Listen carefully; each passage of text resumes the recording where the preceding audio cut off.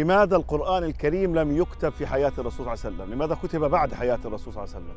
لا، هو كتب في حياة النبي. لم يستكمل. لا، هو كتب، هذه نقطة تاريخية. القرآن الكريم كان يكتب في 3 قضايا تكتب في زمن النبي صلى الله عليه وسلم. القرآن كان يكتب، وسنة النبي كانت تكتب، وتفسير وتفسير الآيات القرآن كان يكتب. فقال عليه الصلاة والسلام: من كتب عني شيئا غير القرآن فليمحه، حتى لا يختلط الأشياء. فعمد أصحاب رسول الله فمحوا الحديث ومحوا التفسيرات. هذا لم يكن نهيا بحكم التحريم، وإلا لفعلوه. بقي بعض الصحابة لديهم مرويات حديثية ولديهم تفسيرات قرآنية، لكن كلام النبي صلى الله عليه وسلم كان واضحا: من كتب عني شيئا غير القرآن فليمحه. فالقرآن الكريم كان مكتوبا كله في زمن النبي صلى الله عليه وسلم، لكنه مفرق. كان مفرقا. أيوه. هذا عنده آيتين، هذا عنده سورة، هذا عنده كذا، هذا عنده كذا. ولذلك سيدنا زيد بن ثابت رضي الله عنه عندما قام بجهد نقل القرآن الكريم ما كان يكتب آية ولا يثبت آية ولا يكتبها يرسمها إلا إذا وردت من شاهدين وورق كتابة، يعني وسيلة إثبات.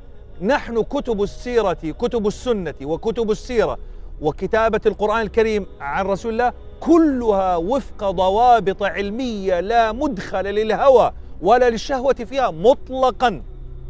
ولا آية خالفت المنهج العلمي في الكتابة، ولا آية في القرآن الكريم. طيب، في ذات الوقت دكتور، القرآن كتب بأكثر من قراءة. نعم. وبأكثر من شكل، حتى تم جمع المصحف تحت اسم مصحف عثمان. نعم. لماذا؟ سيدنا عثمان رضي الله عنه، الآن القرآن ككتاب موجود في زمن النبي، لكنه غير مجموع. قام بجمع سيدنا أبو بكر الصديق، جمع في زمن أبو بكر الصديق على الترتيب السور الذي نراه الآن. لأنه نحن في نقطة مهمة جدا في القرآن الكريم، أن تسمية السور وترتيب السور وترتيب الآيات والبسملات الواردة والمواقف والما في القرآن الكريم من وقفة أو سكت أو وصل هو وحي من الله. أبدا. كأنك تسمع لجبريل الآن. أسماء السور من الله وحي. ترتيب السور في القرآن الكريم. الفاتحة نزلت بعد المدثر. الفاتحة بعد المدثر جاي جزء 29، والفاتحة فاتحة القرآن الكريم. فترتيب سور القرآن الكريم، فكان جبريل يتنزل على رسول الله صلى الله عليه وسلم فيقول له: ضع الآية الفلانية في المكان الفلاني من سورة كذا.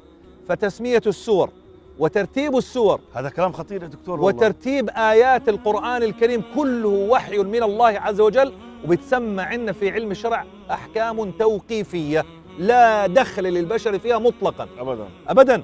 فسيدنا أبو بكر الصديق لما جمع القرآن الكريم جمعه كما أنزل على عهد رسول الله صلى الله عليه وسلم، جمعه في بين الدفتين كما أنزل على رسول الله صلى الله عليه وسلم.